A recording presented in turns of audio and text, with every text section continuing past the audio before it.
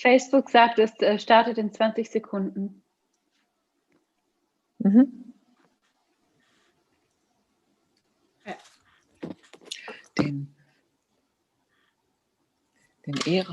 Den Eran Mordowitsch, den kannst du auch hochschalten als Panelist. All right.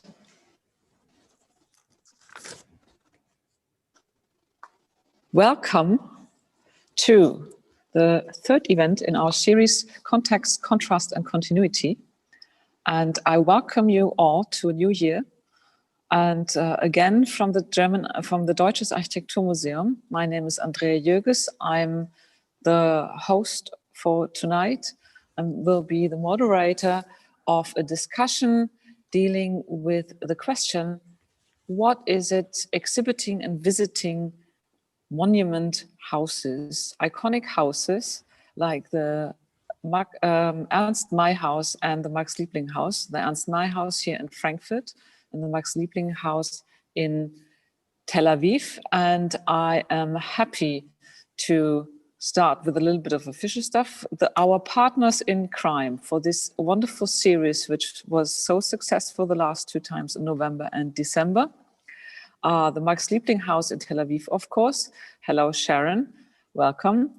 The Tel Aviv Foundation, the Ernst May Gesellschaft with Philipp Sturm tonight, and who's also here, and the Forum Neues Frankfurt, Icomos and Docomomo as our partners in setting this all up and discussing and being active participants throughout the series. Our sponsors and partners are, and I'm very happy that they are supporting this series, is the Stadtplanungsamt in Frankfurt, the Stadtplanungsdezernat in Frankfurt, and the Federal Ministry of the Interior, Building and Community of Germany with the Nationale Projekte des Städtebaus. And I hope that in the future we can continue this series, and for a second season, and a proposal for this, you see behind me, I promised every time a different background. So tonight is again different backgrounds than last time. And we have the poster of the first series on the left-hand side, the blue and yellow. And for the second one, which hopefully can start already in March, is behind me. I can talk about more this when we finish, but let me introduce to you tonight's speakers. That is, we have Klaus Klemp from the Ernst May Gesellschaft, who will talk about more about the Ernst May Haus and the program they are doing. And he studied design and art history, and is now a professor at the HFG in Offenbach, which is a very good design school and art school here in the region. His presentation will be followed by a presentation by Sharon Golan-Yaron. She is an architect and preservationist, and she's the co-founder and current program director of the White City Center in Tel Aviv. And last but not least, I welcome Natasha Drabe. She's the executive director and founder of the Iconic Houses Network. She studied architecture history at the Utrecht University, and she has been a project manager, international project manager at the Dutch Design Foundation, Bremseler, and she set up the Maat van Schindel Foundation to take care of his private house, and through this started the Iconic Houses Foundation, an international non-profit network connecting all the architecturally significant houses and artists' homes from the 20th century, which are open to the public or as house museums. And I look very much forward to our discussion afterwards, but let's have Klaus Klemp start with the Ernst May Haus. Thank you, Klaus. You have to unmute. Thank you, Andrea, and welcome everyone. I try my best with these techniques. Oops. So. Excellent. You can see it? Yes, we can. Okay, then we will start. Ups, jetzt geht es nicht. Ja, klar. So when we talk about this little house and the big program of the New Frankfurt, we just have to remember what was the situation in the 20s. And this is a view to the old town in Frankfurt, photographed by Paul Wolf a little bit later. But this was the settlement of the quite poor people in Frankfurt. So you have different parts of the city, the West End, which was very honorable for rich people, but many poor people lived in this center of the city, in this old town. And the idea of all of this is longer as the first house was built. But at first, let me show the Ernst May Haus. It's not the big one in the front. It is a very small one. You see it here, and it's a row house.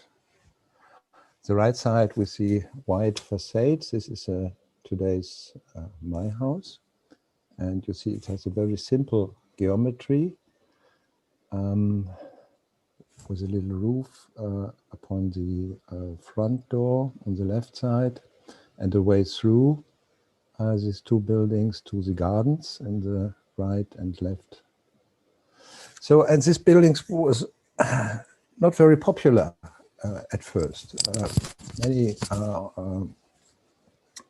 inhabitants in Frankfurt said, "What, in such a little building I should live?"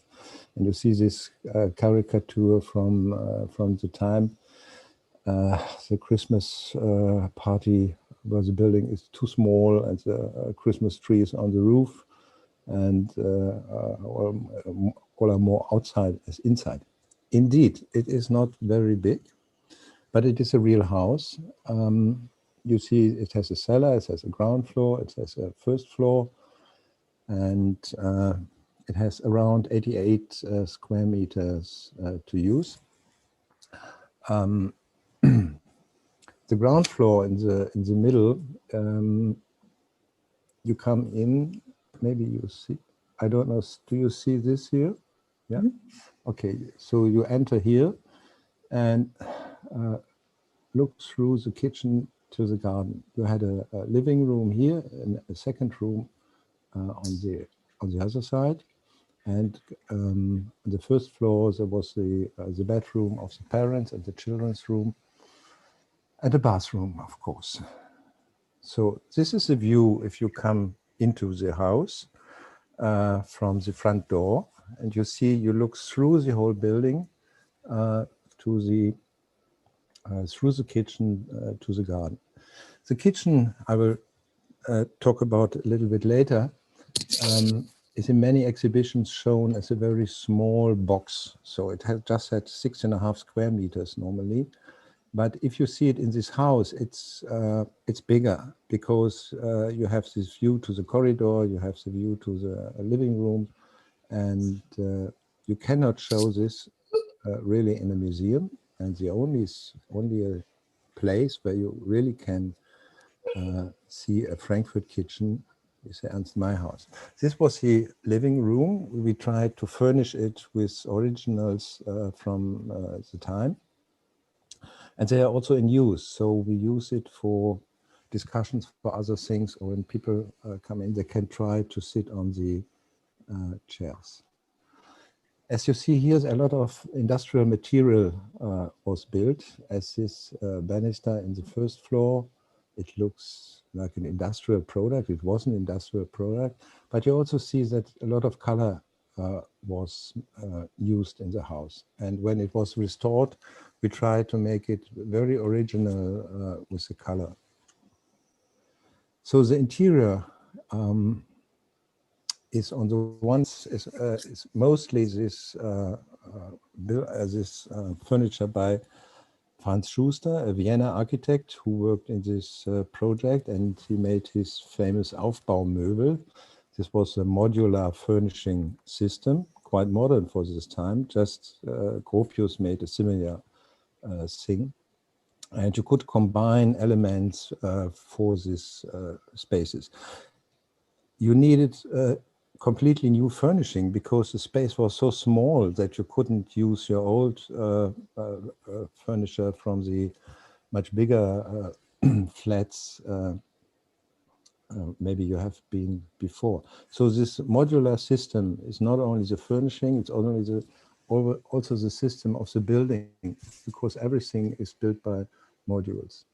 Another furnishing was by Ferdi Kramer, one of the very important architects in this project. You see, it's very simple made, and it was not by commercial companies, but there was a special firm run by the city for workless people, and they mostly built these furnishings. Another important guy was Christian Dell. He was coming from the Bauhaus to Frankfurt when Bauhaus changed from Weimar to Dessau, and he was specialist for lamps and made very functional lamps, but I think also with a very aesthetical view. So let's come to the kitchen. This is a famous Frankfurt kitchen. As many say, the mother of all small kitchens, also after the Second World War. On the left side, you see this oven, which is an industrial product from the time, not designed by the project. But on the right side, there is the cabinets and other things. When Schütte-Lihotzky was coming to the project in the beginning of 26, so the planning started, and Ernst May at first suggested to make the traditional Wohnküche. So this was for workers, families, the normal thing that they lived mostly in the kitchen. So there was a room specially just used when visitors were coming, or Christmas or others. But normally the life was playing in this kitchen. And the discussion was how to change it, to make the kitchen part a little bit more to the left side, to separate it a little bit. And at last it was Schütte-Lihotzky who suggested to make a wall between the living room and the kitchen, to make it to make a real living room like it was in bourgeois families normally. So you see, she made a very modular concept, exact planning, very influenced by American influences of yeah, what can I say, of rational working. So the kitchen should be like a laboratory, and had elements which had function, but were also symbols. These cutes, for instance, you see here for different things, in the beginning was used very much. So all these cues, no one really needed.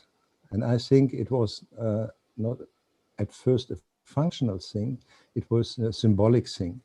You should show that you have, all the time you have everything.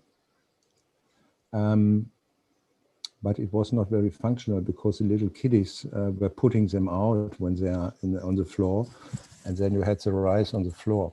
On the right side, you see a cooking box, which was often used in these times, but not really used as Schütte-Lihotzky was thinking about.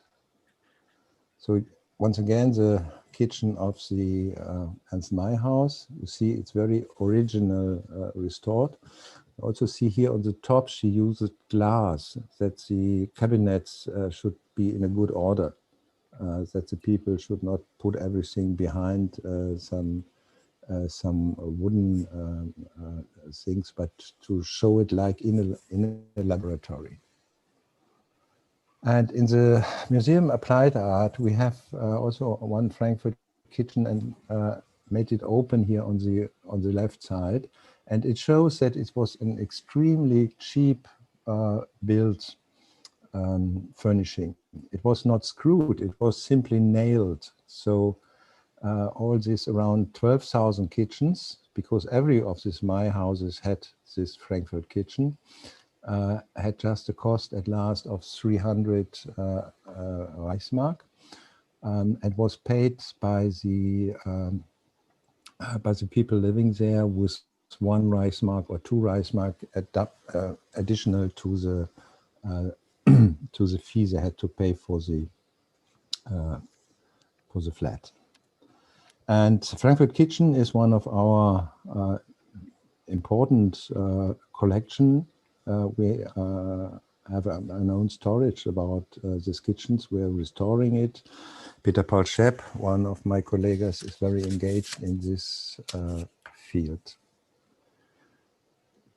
So, and this is the backside of the house. It's not only a garden, it was planned as a garden, not only for retirement, but also for building in tomatoes and other things. And there was a very rigid plan what the settlers had to do. So it was not free for them in the beginning, but there was a concrete advice what's to do.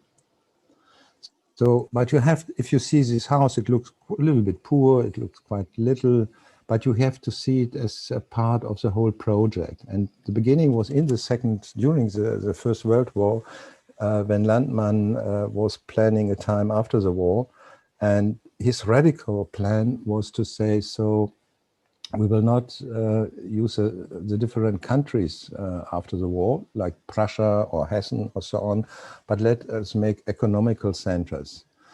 And they made a nice plan, as you see here, and one of this economical center, a very big one, was of course Frankfurt. So this was the idea to bring Frankfurt not on the political plate, but on a very economical plate.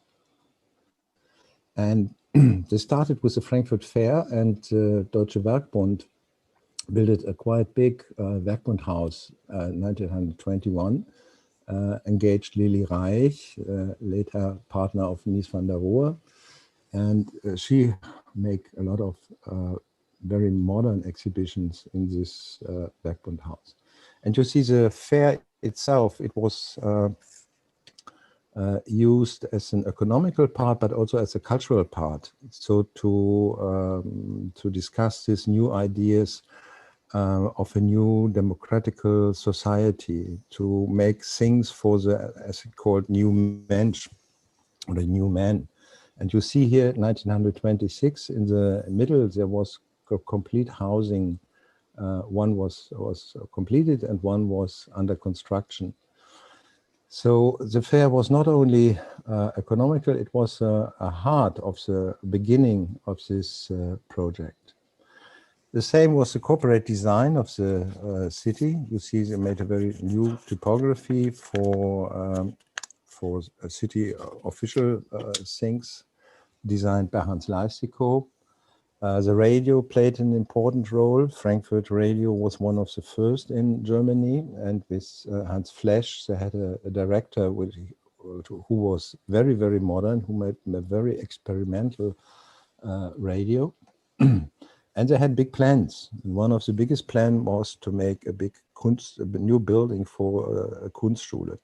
The Kunstschule was founded in 24, and was a former Städelschule and the Kunstgewerbeschule run by private institutions. And now after the war, in the inflation, all these private stichtings had no money, and the city was taken over this. This was a part of the political program to make a society where the politicians look for a better life. And this architecture is interesting because it brings together both Bauhauses. If you know the Weimar Bauhaus with these windows to the roof, and on the other side the curtain wall from the Dessau Bauhaus. And this school should be double spaced like the Bauhaus in Dessau. At all, it was starting in 26, but long discussions, and at the end, 29, the money was rare, and the project was not realized.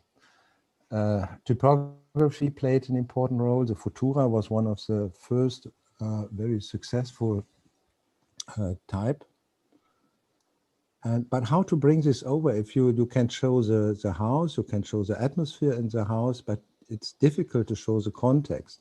So this is simpler to show on museums exhibitions, as it happened last year with the Architecture Museum, or with the Museum Applied Art, where we wanted to show all these aspects of this project. So you see here, for instance, shown all the furnishing, all the chairs from this. So this you can make be better in an exhibition. On the other side, to feel the atmosphere, you can make better in this house. So let me last say some words about the Ernst May Gesellschaft. It was a hands-on project 17 years ago now, when we got this building, which was not in a good condition, but many of the members of the society were helping to restore it. And for 2-3 years now, we also have a new office in a former shop in this housing area, where Philipp Sturm is CEO of our society. And you see, we have a lot of things we do. We make things for the people who live in this settlement, but we have a lot of visitors which want to see this original building, mostly architects or architect students. We make a magazine. We have cooperation with schools, universities, and for 1 year now we are a member of the German Society of Design History. But we have, of course, new plans for 25, when it was the start of the project. We will prepare a lot of events. We plan to make the digital plan archive. So the plans of this building project are in different institutions, and we want to bring them all together in a digital form. We also plan a new book series with outstanding diploma and master thesis about the New Frankfurt. And as you see here on the right side, this was the housing of Ernst May. It was not as little as the Ernst May House. It was a quite big villa he built it for himself. And yeah, it would be a great wish if we could also get this as a museum's house in the future. So last but not least, there is a Unesco application in the moment, which is not only discussed, but also prepared. You see, we make these guided tours, we make the lectures in our office. Every summer there is a summer fest. Here is the Lord Major of Frankfurt speaking. And here you see our visitors in this little May house, and you see with the red ones that last year in the Bauhaus year we had much more visitors, and this year last year, this was 1919, and the blue one is 1920. With the corona, it was very low. School classes play an important role. We are working, making workshops. This is our magazine we're doing. And these are two new publications, one about the Frankfurt kitchen, and a new one will come up by Philip and Christine about the May House in this year. Website, of course, website is new designed, had a lot of informations.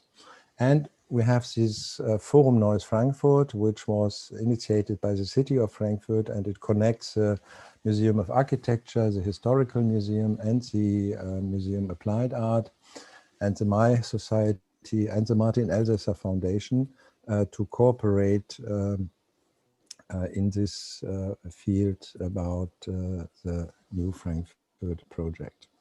Yeah, this is the way inside the house. Thank you very much. Thank you very much, Klaus. That was really interesting to get an insight into all the different aspects of the Ernst May Haus. I propose we continue with the presentations, and afterwards we have time for a discussion as the last times too. If anybody who wants to be asked a question visibly from the participants, just send us a Q&A and we will then later on in the discussion switch you that you become visible and can ask your question directly if you're not yet visible. All right, Sean, over to Tel Aviv and to the Max Liebling Haus.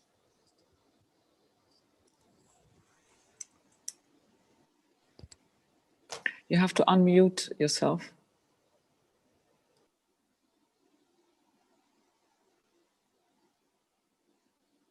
You're still on mute, Sharon?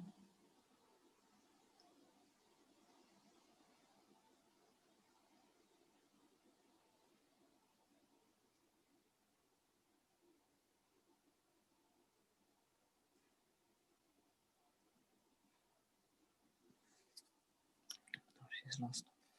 All right, until Sharon finds her way around all these confusing tools of Zoom, which I have to say, I get confused in getting everything organized. And it's always, I'm happy that so far it works well.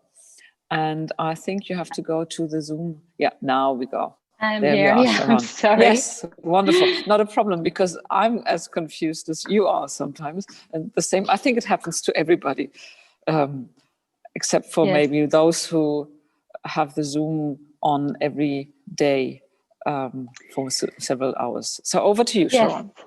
So can you see my screen? Yes, works well. Okay. Thank you. So thank you, Andrea, for hosting us once again, for this wonderful opportunity to share and also have this dialogue together with you with the Architecture Museum in Frankfurt. So the Liebling Haus is actually a collaboration between the Tel Aviv municipality and the German Federal Ministry for the Interior, Building and Community. Our project is actually an iconic house, but it really wants to represent the sort of everydayness of the heritage site of Tel Aviv. So you might know the White City of Tel Aviv is a UNESCO World Heritage Site declared in 2003, with over 4,000 buildings of the so-called international style that we also refer to as the Bauhaus style, which is not really correct, as there are a lot of modernistic influences in Tel Aviv in that time. So the White City was constructed mainly by the fifth immigration wave flocking the shores of mandatory Palestine during the 30s, mainly from a German-speaking background. And you can see a sort of homogeneous center of a city that was constructed in that very specific type of modernism. So we just opened 2019 last year with the Bauhaus Centennial. And we are a center which is not only dealing with the house as an iconic house itself, but we also want to debate about architecture, urbanism, and conservation at large. The Liebling Haus was constructed by Dov Karmi in 1936. It's a very special sort of a building. It's under a strict law of conservation in Tel Aviv. Dov Karmi was actually studying in Belgium and in Ghent, also with the principle of Henry van der Velde, which was in Weimar before the Bauhaus was established and was part of the founding sort of fathers of the Bauhaus itself. The building is very unique as it has these long and narrow balconies. They act like a second skin, really making a very special climatizations in the building itself. We have to understand that not like in Europe, the Levant was much hotter and the sun was more direct. So these kind of long and narrow balconies are very typical for modernism in Tel Aviv. Tel Aviv is very horizontal, but also there are climatic adaptations that that style made in order to suit itself to the local climatic conditions. And also what is very interesting about this facade is if you analyze it correctly, then there is a sort of a golden triangle ratio that Dov Carmi knew how to do in a very refined way. When we started analyzing the building, we had a Getty grant, which was quite nice because we could really dive into exploring the building from all its sides. We found out that there is an internal air circulation scheme, which is wonderful. I mean, even if it's like 40 degrees outside almost, if you handle the building correctly and ventilate it correctly, then there's 26 degrees inside without an air condition. I mean, that's wishful thinking for today as well. We also researched the families that lived in the building. Here you see Professor Ludwig Meyer and his wife Lotte. Ludwig Meyer was a pediatrician at the Charité in Berlin. He could not work anymore in Berlin. We even found that plaque in Berlin that stated that he could not work anymore after 33. And that's why he and a lot of other people that were living in this area came to Mandatory Palestine. And back from there, he started his clinic at the Hadassah Hospital in Jerusalem. We found in the building a lot of original materials that made us explore everything. We also found a sort of a layout of a Frankfurt kitchen, which I would really love to have a debate with Klaus about it later on, how we can sort of have a dialogue of these sort of kitchen layouts that we found here as well. But I wanted to show you this one because you can see like these tiles that we found.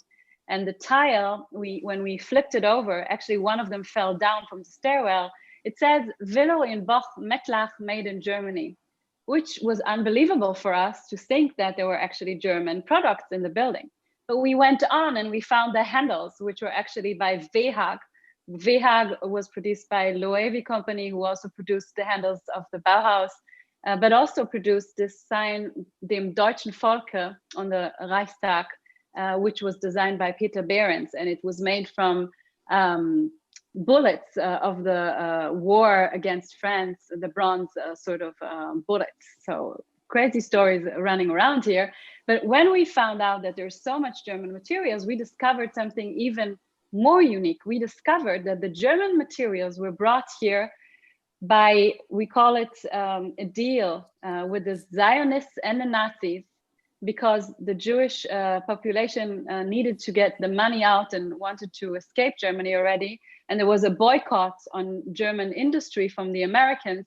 And the Zionists and the Nazis made a deal in which you could bring your money into a bank in Germany, and this would be traded into building materials and other materials, which would be then brought to Mandatory Palestine together with the people. So we found out that a lot of modernistic buildings were actually built by German products with German products. You can see here just an advertisement of how to transport this materials to Mandatory Palestine at that time. So when we talked about our curatorial conservation strategy, we decided we didn't want to be like a visitor center where you press buttons and information jumps to you.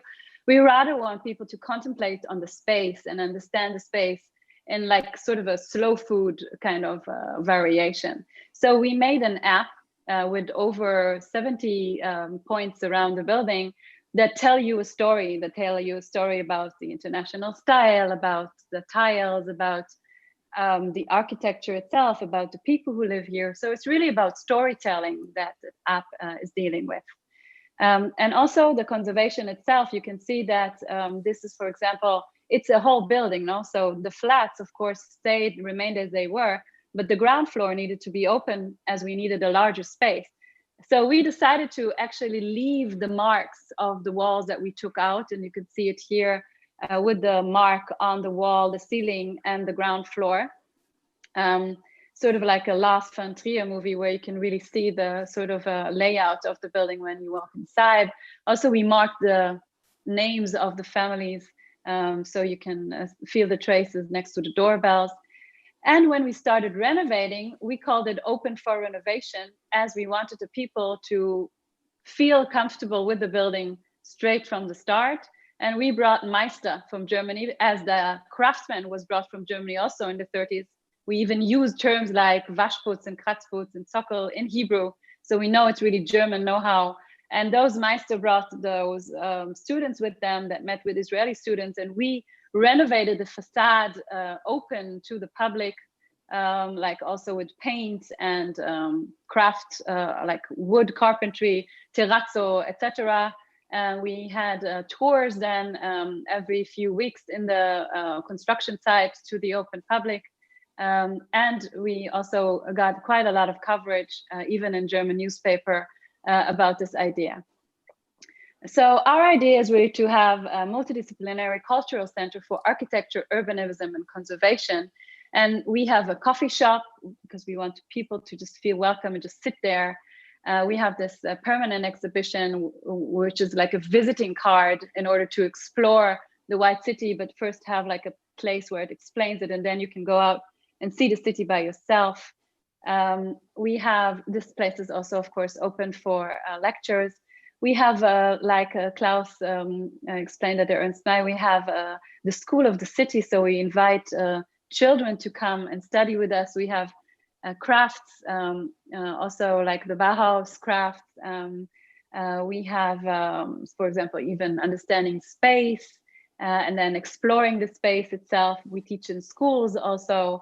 So there's really a lot going on with a sort of trying to explain space from early on and taking the sort of social responsibility as a citizen from an early stage.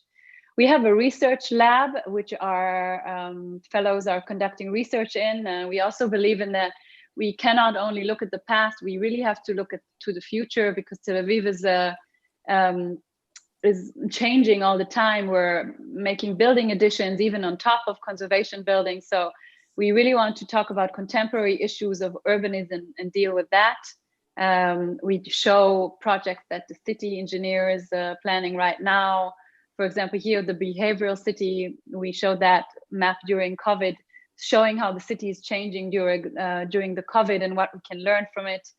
And other exhibition, for example, here with Felt 72 from Austria. So we have an exhibition space as well, constantly changing what we do. So not only tourists come to the building, but really people who live in the building and the and the surrounding, in the community, and people who are interested in the field of design, urbanism, and architecture. We have a roof, a great roof with a map of Tel Aviv, so you can walk on the map and explore before you go out to search or see the city. And this is a very special roof, because you can see this is in the opening event already surrounding us in 360 degrees are already high rises all around us. So you can understand how important it is to sort of mark this white city zone in order to make people really appreciate the values of this historic urban landscape that they live in. And you can see here as well, I think our main important factor is that people come and meet and talk and debate and think together about the values of the historic city and how to implement it in our contemporary issues that we're dealing with. This is it from my side. Thank you very much. Thank you very much, Sharon. That was a very interesting insight, and one can clearly see we have now two very different examples of the different pros and cons and what you can do with it. We will discuss later. I would like to ask now Natasha to give us a little bit broader view into other houses before we can discuss the specifics, what it means for renovating, visiting and exhibiting monument houses. Thank you, Natasha, and a very warm welcome. Okay, thank you, Andrea. Let me share my screen. Oh no, this is you. This is the one. That works well. Yes, it works well. Thank you very much. Yes. Okay. Well, thank you, Andrea, for inviting me and for connecting the three of us, because the May House, I knew about the May House and I knew about the Liebling House, but I now know them more intimate after these wonderful presentations, and they're vibrant organizations, as we can see. And so I can't wait to visit them. As soon as COVID is gone, they're on the top of my travel itinerary. I'm going to show you For the sake of the discussion later on, I'm going to show you several ways how different house museums program their houses to show the different views of curators and directors. And for those who don't know the Iconic Houses Network yet, I showed here the homepage, and you can see on our map a lot of green dots, and you can click on those listings and you'll find then 150 modern house museums. So they are all from the 20th century and they are all open to the public. They are either a house designed by an architect famous for its architecture, or it is an artist's home or studio from the 20th century, or the blue pictograms. Now everything is green, but when you go to the website, you also see blue pictograms. Those are houses, architect houses that you can stay also for the holiday for a longer period of time. Let me see, how do I? Normally you should just move forward. That's weird. Oh, new challenges every time. What can I do? Try clicking on the mouse, maybe. So, well, architects' houses from all over the world, they are a unique category of sites that are open to the public. And although they are on different time zones in different climates, they all share the same professional issues. All the people who care for these houses deal with issues like fundraising, conservation management plans, programming, audience. How do you achieve that people visit your house more often than only once? So it's quite important that the people who take care of these houses and program them, that they can share their expertise with each other, because their budgets are quite often small, and so they can't hire all that expertise. And that's why I set up the network, to meet each other during conferences and to share all that knowledge. This is not the 20th Century House Museum, but it is the Soane Museum in London, and it can be regarded as the mother of all house museums. And this is a museum that brings you in a time capsule, and you see all the artifacts that Sir John Soane collected during his lifetime. And people who come from all over the world, when they visit this house, they expect his paintings, they expect to see the building fragments that he collected.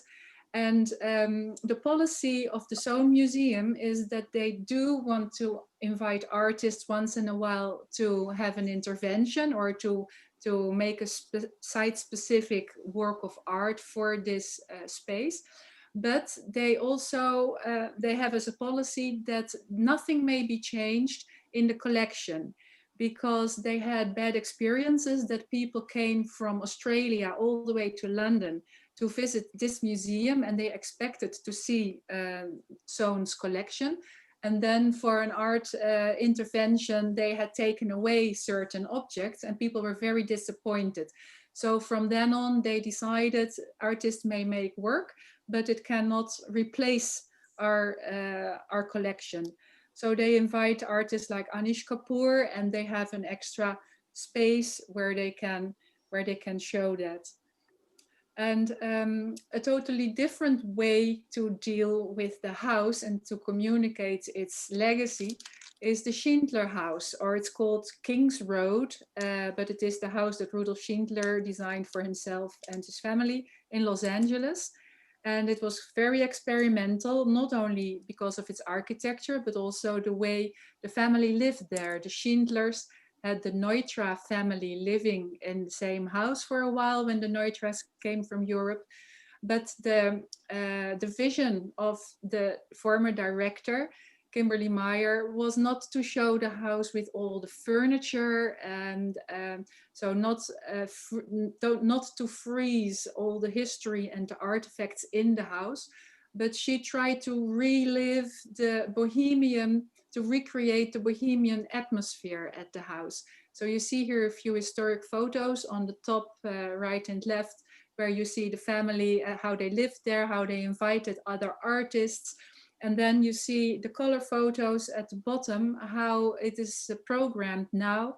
This was an example of dancers, Jared and Kelly, that performed in the garden of the Max Center. And this was a cooperation with other house museums, with the Glass House in New Canaan. So the same dancers performed there, and they also did so in the Villa Savoie of Le Corbusier in near Paris, in Poissy. And you see these are quotes from articles in magazines. Architectural landmarks come to life in these performances, and so you can attract new audiences, and you see the architecture in a different way. One of my favorite installations was this one from Fujiko Nakaya at the Glass House, and it is poetic, and it's actually non-existent. It's a cloud, and so one moment it's there, and the other moment it's gone, and that's of course for these kind of buildings ideal because it's reversible, and just very, very poetic. Now we have COVID, of course, and a lot of houses can't give access to visitors, so they have to come up with different strategies to divert their guests, their visitors. One of the examples is, for instance, well, the houses that have large gardens, they are very fortunate because they can program their gardens. Falling Water, for instance, of Frank Lloyd Wright, now offers tours on the grounds, and so you can see falling water from all kind of different aspects, and they include nature. And here you see a house designed by A. Quincy Jones in Palm Springs. It's Sunnylands, and they have a huge lawn because the house is built on a golf site, and so what they offer is yoga on the lawn. And that is something that's quite hot. I mean, how do you say? People really enjoy Popular. it. And sorry? Popular. Popular, yeah, I couldn't find the word, thank you. So I think they were the first ones, but there are now many more house museums that offer these kind of classes. Or for instance, the Gamble House, they make cookies, they bake cookies with children. And so this is a response to COVID. And so the big gardens have a huge advantage. And something about the technology, there is, of course, there's an increasing demand for virtual content. And but with the limited financial and personal resources, you have to know what can you offer, and when you offer the full tour, is that wise? Because if people can see the whole house already online, they might not come to visit your house in real, and you miss those revenues. In the cultural sector, now gradually the museums are using Matterport, which was already used by hotels, of course, for a long time, and real estate agents. But so it has a sort of different feel. It feels a bit more commercial. But on the other hand, you can really see a lot when you enter this house, the Boyd House in Australia. You can almost read, you can read the letters on the books on the bookshelves. And this one is particularly very nice because in the tour, they're all short videos with different experts telling about different stories about the furniture or the architecture. So I think this one is very lively and diverse and interesting. Then, of course, we also have to we have to adapt our stories to things that happen in society, because we have Black Lives Matter, there's global warming, the Me Too. So I know that all these house museums are thinking how to include stories related to the history of their house, and stress, for instance, the role of women in this field. I give you a few examples of not the architects. There are few female architects, but there were a lot of women that supported their husbands in promoting their work, like Dionne Neutra, and this is the VDL house in Los Angeles. And here's the Rietveld Schröder House, UNESCO World Heritage in Utrecht. And Rietveld was the architect, but without Truus Schröder, his client, the house would have never been as experimental as it was. Eileen Gray, of course, with her own house on the Côte d'Azur. Lina Bobardi, her Casa de Vidro. And there were clients like Edith Farnsworth here in her house, Fatigue, because of all the troubles she had with Mies van der Rohe. And another wife of an architect, Ise Gropius and Walter Gropius. And Ise, they call that she is the archivist of the Bauhaus. So these women played important roles, and now people are going to dig up these stories and communicate them. And here is a rare example of architect of color, Paul Revere Williams, and he designed, for instance, here you see the house for Lucille Ball in Palm Springs. So these are new stories that are being told. What is the difference of learning about these houses in exhibitions or visiting them in person? Well, it's very important that visiting these houses, that you have the sensory experience, the sound, the smell, and the humidity. For instance, here you see falling water, and the sound of the waterfall is, of course, a very strong experience. Also the humidity when you visit the house of Oscar Niemeyer in Rio de Janeiro, there is this damp, this warmth that you feel on your body. And so it's important to go to these places yourself and to experience it. And you see here 2 photos of falling water. And there was a story by the director of Falling Water that one day she went to her office in the building and she felt a little creepy because there was something wrong. There was something different and she couldn't tell what it was. And her colleagues had the same issue. And then they realized themselves that it was winter and that the waterfall was frozen. So it was dead silence and they were not used to that.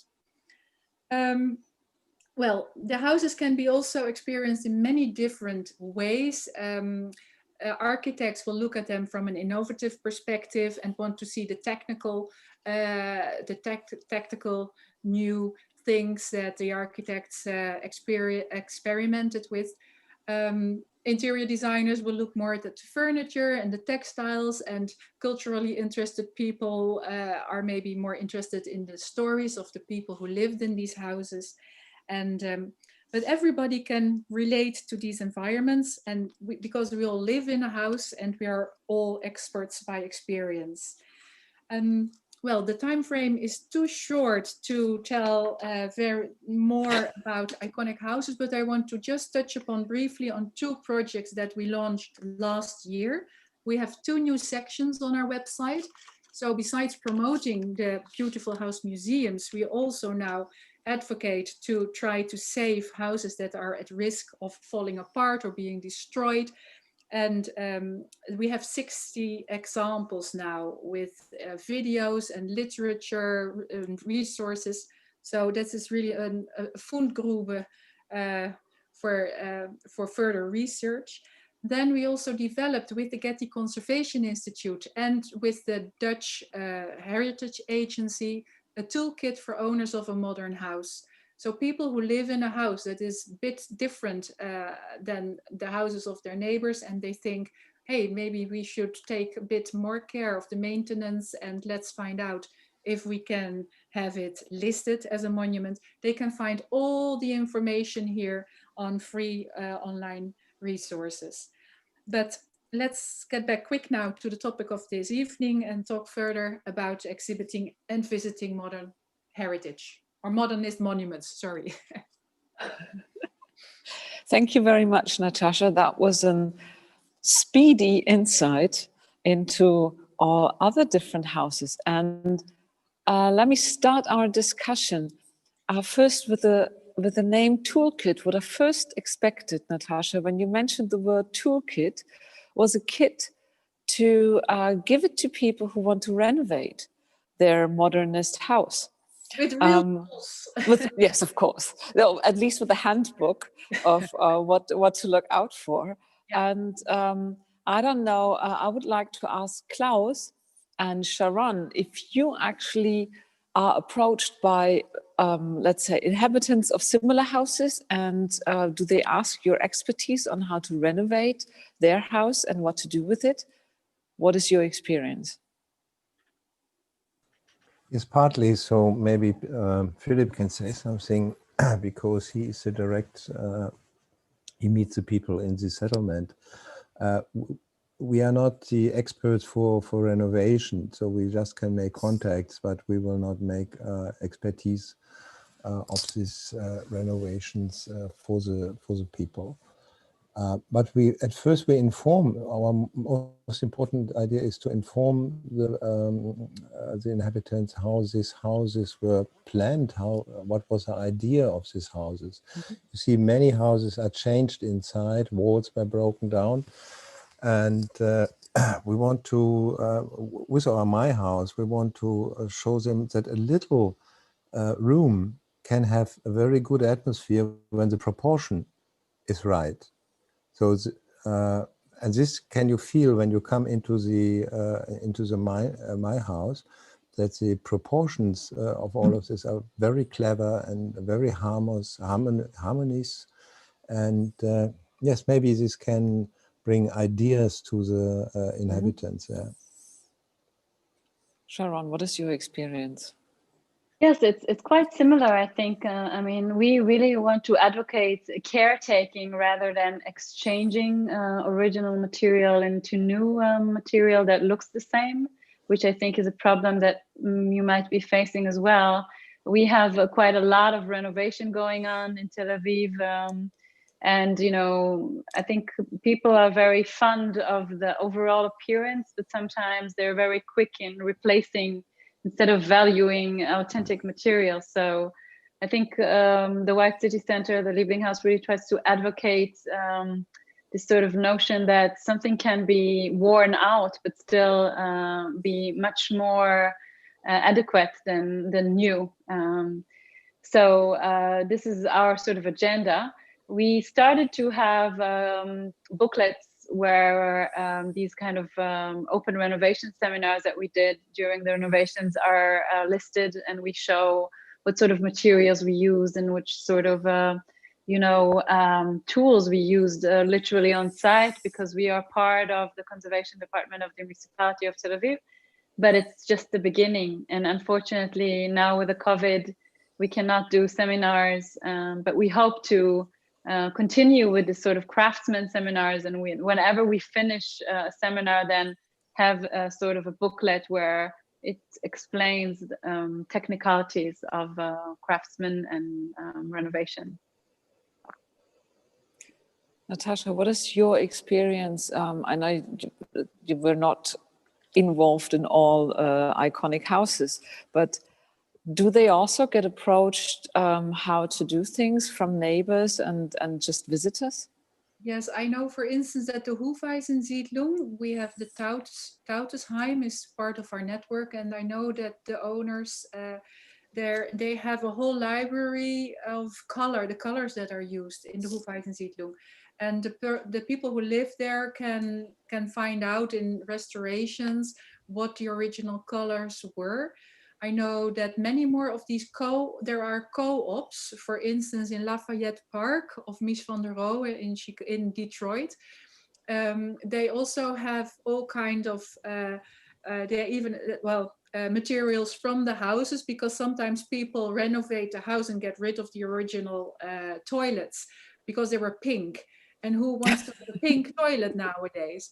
But maybe 10 or 20 years later from now, people kill for a pink toilet, so they keep those pink toilets, and So I know also, for instance, there is an Eichler network, and Eichler was not an architect, but he was a developer, but he worked with really good architects, and all owners of Eichler houses can become part of that Eichler network, and they share information. They have a sort of Craigslist where you can find the right companies who can deal with particular issues that you deal with.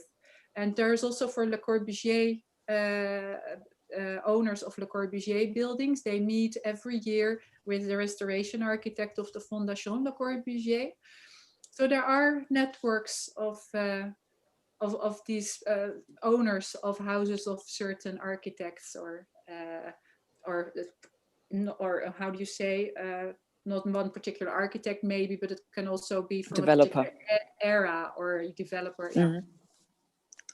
What I found interesting in your presentation compared to the detailed of the Max Liebling Haus and the Ernst May Haus, I think the Ernst May Haus is clearly a part of the entire housing estate surrounded, and the Max Liebling Haus is also surrounded by similar houses, and it has more than, it's not a single family house, but it's rather an apartment house. How many of those, let's say, either terrace houses or apartment houses do you have in your network?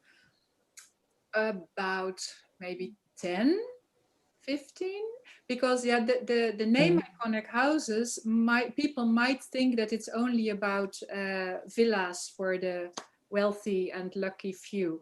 But what we actually try to show is the history of how people lived in the 20th century. So I'm actively reaching out to people in Sweden who live in the Markeliushuset, for instance, of Sven Markelius, or to the Copan building of Oscar Niemeyer in Sao Paulo. But on the website, we already have Casa Bloc in Barcelona, where textile workers lived. We have in Amsterdam West, in the famous Van Eesteren plan, there is a museum apartment. So we have plenty examples where you see more modest houses where normal people lived in housing estates, housing blocks. Yeah, because I think the majority, at least here, to my feeling, is that of course we don't live in a single family house because we don't have as much space as the US country-wise, and so I think it's more common for us to live in estates. And I think especially since we're now considering what I think is peculiar about the May House and the Liebling House are they started to build things differently with a different attitude towards what they wanted to achieve. Am I correct or am I mistaken, Klaus and Sharon? Of course, you're correct. But at first, let me say these wonderful historic buildings Natasha showed. No one of this can be a blue copy for the future, and because. What can I give you? It can give you new ideas if you see really make a reception of this historical experiments. So some years ago I visited the Eames House in California, and I was surprised how little it was, because on the photos it looks much bigger. So this is also with the Rietveld House. It's a very, very small house when you come inside, but the photos are quite big. So we should open the people to visit the real houses to get a feeling. It's not only a question of rational or of reading about. You have to really feel this the atmosphere of this room concepts. Do you also, Klaus, because the Ernst May House is quite small compared to other houses, do you only have group visitors, or do you have like an open day where people come throughout the day and you're just there? Because as I understand, you can't have it open all the time, of course, because somebody needs to be there. How do you deal with that people really get a chance to get a feeling for the house? So we have normally groups or single visitors or small groups visitors and shows them the house. You cannot simply open it like a museum. So there is the day of the open Denkmal every year, of course, where everyone can come. But there's always a possibility to make a date to visit the house. And we have many in our neighborhood who help us to make these guided tours through the house. So if it's for specialists, then of course Philip will make such a guided tour. But for people who just want to see, to have an impression, so we have many of the neighbors who help us to make these visits possible. Are they proud of the house, the neighbors? Ask Philip, he knows this better because he's on the front row and knows many of them. Philip? Can you say something about the neighbors? The neighbors are very proud about the settlement Römerstadt and the May Haus, and they visit us in the May Haus, and they visit our lectures. The lectures with architects. They rebuilt houses from the New Frankfurt settlements in the former Zustand, in the former state, in the former state. In the former into state. The former state of things. Into the former state, and yes, the people and the neighbors are very proud about the house.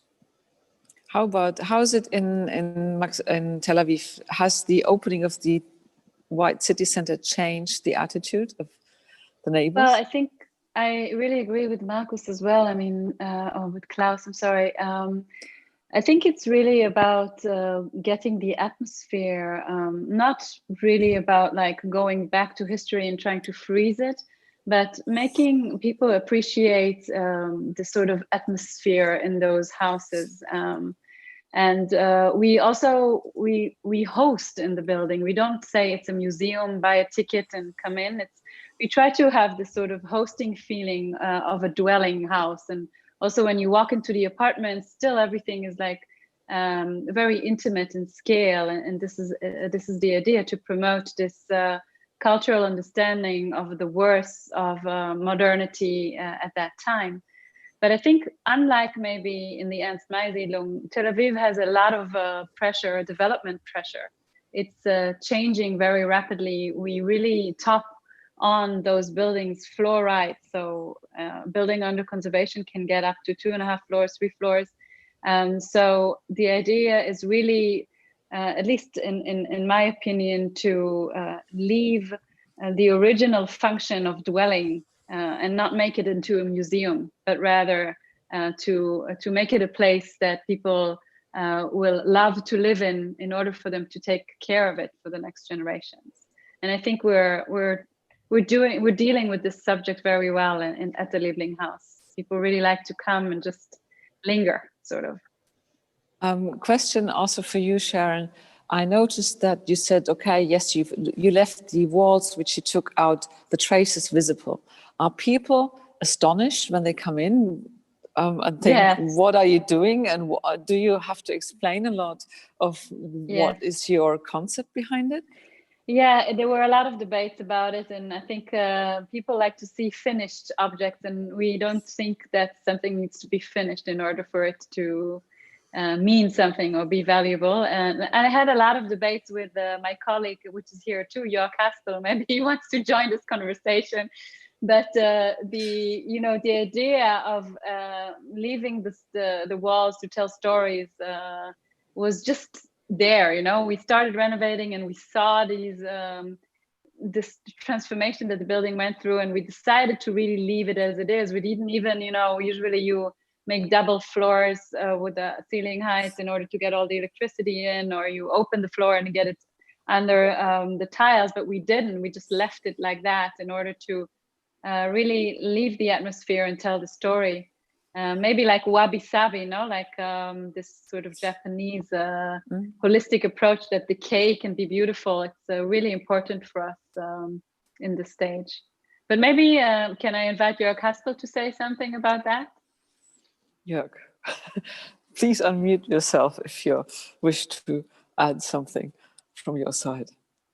Thank you very much for the invitation to talk about how traces can be kept and can be visualized and be seen. I'm a little bit critical accompanying this approach, because I think if you only keep it out, for example, a wall or a ceiling or things like this, you have also always keep in mind that there is a message which says that that's a loss. And the question is, these losses, the traces, for example, of destruction, of alterations, sometimes also of war, of civil wars, and etc., they shouldn't look similar as planned interventions by architects, by the owners, by the conservationists to make use or to open it for new use. For example, in this case, we needed it to have more space for the visitors to have the opportunity to offer discussions, presentations, meetings, and things like this. And that is why I would have preferred to show it as a trace that it is, but to design it, if I may say. So to show it what it is, but to say that's different from an accident or from an earthquake or from something else, which also could have damaged the building. And that is why I'm always thinking about how will you design, or how will you shape this kind of losses and of alterations? I think that's a very important issue. And I believe in the language of architecture and also of restoration. And that is why I said maybe there are also other solutions which would have been, which have the same idea, the same, a similar approach, but without misleading. And I find this is a little bit risky, that it could be misunderstood as if the demolishment of for example, of doors and of walls and so on is accident. Yes, like an incident, it's an incident, but it's not. I think it's not a concept. And when we're talking about the lessons which can be learned by visiting, for example, iconic houses like Ernst May Haus, Liebling Haus, and so on, I always would like to give the people or the visitors a lesson how they could deal with similar situations. And I'm not sure if this is the school we should try to support and to endorse. Back to you, Sharon. What is your experience when discussing things with people coming into the Max Liebling Haus? Well, I think we're provoking their interests. I mean, they're always like, what is going on here? So that's a very good starting point for a discussion, and it works. So yes. We think it works. Natasha, but I like, you know, I don't think it's black and white. I think you know, every situation needs to find its own solution. And I'm not so much for over designing things and trying to like make something more than it already is. Maybe we could have marked it differently, but to design it for me was not the right answer. Natasha, in your vast experience of visiting iconic houses, is there anything similar which you have seen, or are there different ways to deal with conservation? Yeah. Well, I really liked when Sharon showed Baustelle als Schaustelle. I really like that idea, and because it shows people that it's not easy to have all these beautiful museums that are, you know, when they're very well restored, they sometimes look brand new. And it's good that that visitors can also see the effort that's being done to get those buildings back in shape. And you can also choose for it not to bring it totally back in shape and just show the signs and scars that the houses have. But in order to, your other question was, should you do that, or which choices do you make? And a lot of these houses, of course, have been changed over the years by the people who live there. When architects have lived 70 years in their house, or for 50 years in their own house, there have been different, in each decade, they probably changed something in that house. So if that house later becomes a museum, it's difficult for the museum to decide which phase of that house is the original phase. And so you have to make a choice. And I think it's fine to make a choice as long as you explain to the visitors what the choice is and why you made it, so that they can tell from which period they see the house. And so as long as you are transparent and communicate about it, that's, yeah, maybe I don't always have to agree, but I think that is important, that you explain your choices. May I ask you, Natasha? Of course, I do not know all 150 iconic houses, only some of them, but I think there is one difference between, for example, Max Liebling Haus and the approach in Max Liebling Haus, because the one aim was to show what you, Sharon, what you did and what you tried to alter, and to show the traces, so that the conservation philosophy can be visualized by the building, not by explaining or by an app or by reading or by a video or something like this, but by the building. And that is why I ask, do you think that iconic houses, can they also have such a similar approach, not only telling people what has been altered, but showing it and to accept that there are some irritations? So because the building is questioning itself, and the visitors, they have questions by the building, not by the leaflet or by the flyer you have put them.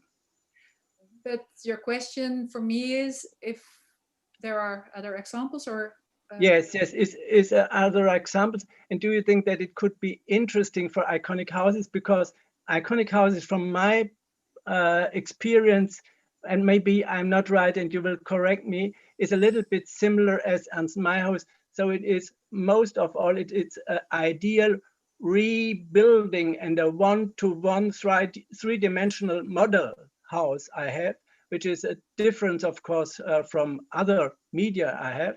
But there is the strategy behind the whole restoration is obvious, or is often not visible for people. They cannot have the experience.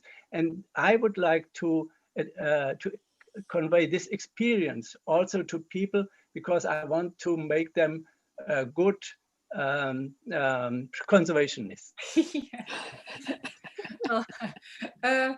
I think the majority of the museums are in good shape. They are all listed monuments and they are restored, and some have, well, they all have restoration issues always to solve. It's an ongoing thing. But the Liebling House is in that respect different, because it's just a different mindset.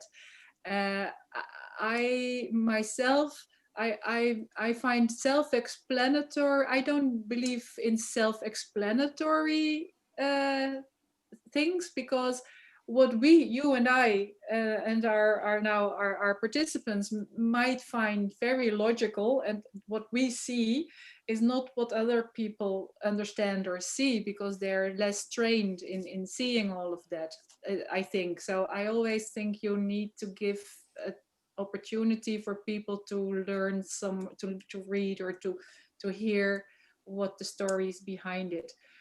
But I want to add something to it. There are some of these iconic houses that are restored so well that they are almost a remake.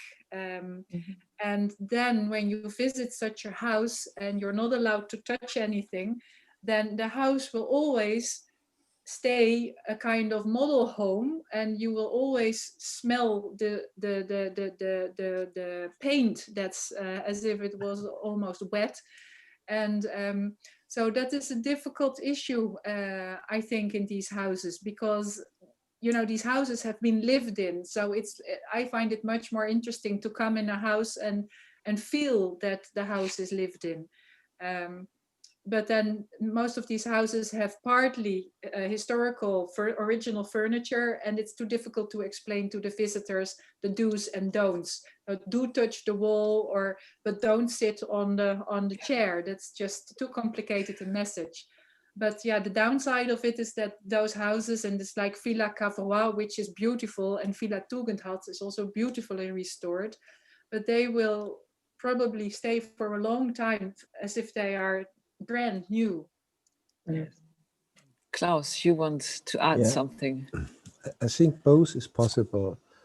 So you can make a perfect reconstruction, as we did it, we tried in the My House, but you can also show maybe a later situation when it's made interesting, when it's good made. So why not only to show a My House, for instance, from the 60s or from the contemporary situation? I think this could also be interesting. But we have in these iconical houses Natasha spoke about, we have two houses with very complementary thinking. One is the Farnsworth building of Mies. You cannot change anything. If you change a pencil, it's destroyed. So as you have on the other side, at the same time, you have the Eames House. And at the Eames House, everything was changed at every time. So Ray loved to change this room to a Japanese room, to another room, and so on. What I want to say is that it's not only one way to live, and living in a house is a very, very important part of our identity, but different ones. And that should also be shown, I think. Yeah. Aaron, hello, and you would like to add also to our lively discussion. Yes. Do you hear me? Yes. Okay. I wanted to add a remark.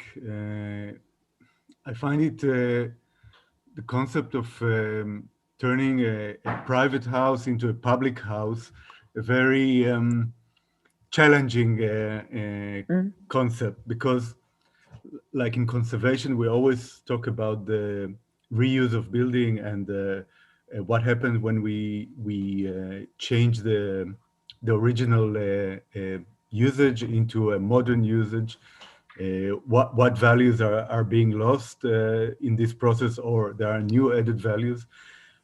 And while the discussion was going on, I was thinking, actually, we take the most private way of architecture, till the sleeping room of the people who build the house or use those apartments, and we open it and we completely change it, like you turn the sock. And I think this notion is very, I visited only the Liebling House, not the May House, but in the Liebling House, it's a very open atmosphere. So you walk in the street and you enter the house and the apartments, and indeed Sharon said it's a very open setting and very welcoming atmosphere. And that's something beautiful about this place. I experienced it with my students visiting there, and I see people wandering around and then entering the house and the apartments, but it's completely, it takes it to the extreme, moving from the most private into a public open place. And it brings questions for me, yes, to how you actually, you experience those places completely different than the families used to experience them, etc. I had the chance once to visit Erich Mendelssohn House he built in Berlin. And Am Rupenhorn, I think that's the name. Oh, you've been there. Yes, because nobody gets in that house. I'm jealous of you. Therefore, I bring this story because I wrote my thesis about Erich Mendelssohn, and I wrote a letter to the owners, and I asked, please, please, please, can I visit the house? And surprisingly, they just wrote me, yes, it's okay. And they sent a car. They took me from the place I stayed in Berlin, and I had the chance to be in the house. And even then, she said the owner said to me, okay, you will be able to see the living room and the kitchen, but not the sleeping rooms. That's already not possible. So I had to respect it, because, and you have to appreciate the privacy that is inherited in those houses. And so that's one remark. And the second remark is for you, Natasha, that I saw that Israel is missing from your list of iconic houses. Yeah, we will change that soon now. So you have plenty of iconic houses. I think a lot of them are not in a condition to be included in this kind of list of your of buildings. They still need to be conserved and saved, but still we have a lot of them, and I hope some of them will be maybe even through being part of your curating project, will be able to be more in the public eye and be saved, and people from Israel know what I'm talking about. Aaron, the house is one of the criteria, but the most important criteria is that the houses should be open for visitation. So, but maybe if there are significant houses by significant architects that are open to the public or are going to open to the public, please connect with me and I'll connect with them.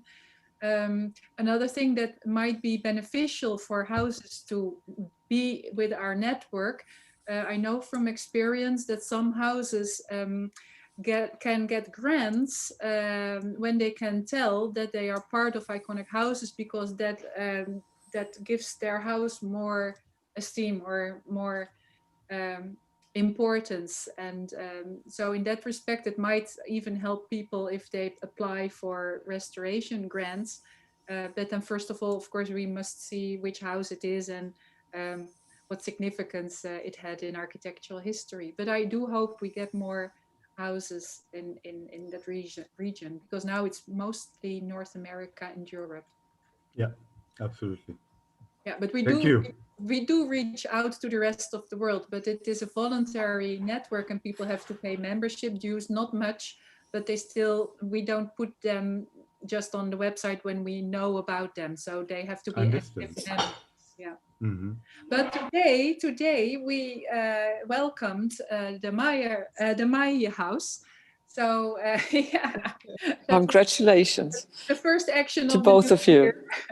So you can find my house on our map, and soon then we hope also to add the White City Center. That's a good result, at least of this event.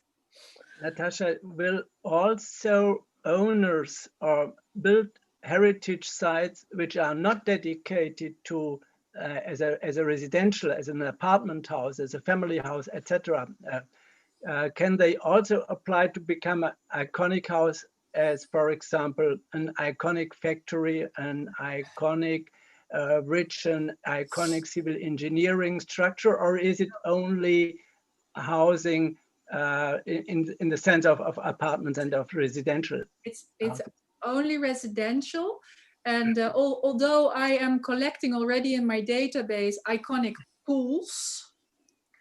Okay. I'm very interested in pools and of course hotels, because we would like to recommend to the people who visit our website and who are planning their trips in the future, we would like to recommend how they can stay overnight in nice hotels that are also from a particular time period. When you go to Prague, there are beautiful modernist hotels or in the Breuer or Charlotte Perriand when you go skiing. But this is it. But it all has to do with dwelling and dwelling. Yeah. Otherwise, I think the German Architecture Museum would apply for the iconic houses network. I think we fit the description beautifully with exhibiting the Oswald Matthias Unger's concept as the house in house, which you can't see right now, but I am sitting right outside the house in house in the auditorium.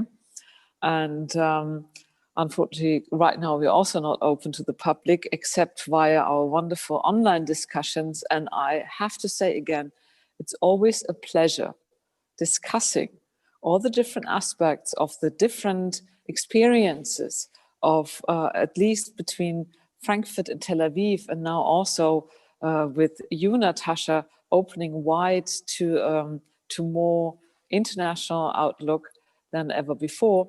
And I think this is so vital. I think this is one of the pluses I really want to take away from having online discussions like this. We have normally a wider audience than we can fit in this auditorium. And we have a much more wide range of experts and discussion participants who who really bring different aspects. And I really enjoy this, and I really hope we can make the second series work. So if I may close the discussion on this, even if you do not object for tonight, I would like to give an outlook on the next, what is coming up in our Tel Aviv Frankfurt series as part of the 40th year partnership. We have another discussion in the first series, which will happen on the 11th of February. So in 1 month, again on a Thursday. And we will focus on the question of World Heritage sites and World Heritage institutions, like the Hufeisensiedlung, for example. We are currently inviting somebody who lives at the Hufeisensiedlung if he wants to participate. And we have Mrs. Kahn from the Federal Ministry who will introduce us into the German side of things. And then we have, of course, somebody from Tel Aviv and Israel who can start the discussion of how does World Heritage make a difference? Why do we do this? I mean, why do we undertake the effort to become a World Heritage site? Is it not too cumbersome to deal with all this World Heritage conservation issues?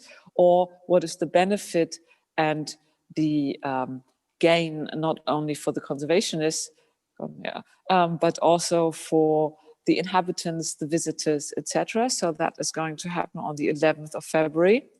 And there's also the idea, hopefully, that the memorandum of understanding between Frankfurt and Tel Aviv can be signed virtually. So I will prepare a different background for next time again. And not yet sure what it will be, but something. And as said, a second series is in the planning. And we would start, then let me have a look at the poster, on the 11th of March. We would look at the role of female architects and feminist architecture in modernism and today. That also has to do. Then we move on the 8th of April, which is not a Thursday, because it's somewhere between Easter and all the other holidays, from roof wall to rooftop facilities. How can we use roofs and what benefit can it bring to the cities? I think that is a very valid discussion, and we're probably going to hit again on the idea, can we just up the monument protected houses by up to 2.5 floors? Is that a good or bad idea? And how do you do that? And then on the 6th of May, we have currently the idea that we will discuss the idea of different societies. The Neuen Frankfurt, as well as the White City in Tel Aviv, had social concepts. How do we want to live? And that, of course, also was touched upon by brutalism. I mean, the brutalist architecture had a specific idea of what can these buildings or contribute to make society better, or for us, cities better. And I think that is very valid today again. Should we stop building just concrete, or should we instead build architecture and make us our environment better, even if we build? What does it mean if we can what kind of surroundings do we need? I mean, if we think about the Neuen Frankfurt with all these big spaces for gatherings, for community, also the Frankfurt Kitchen, which we will also discuss on the 10th of June, ideally.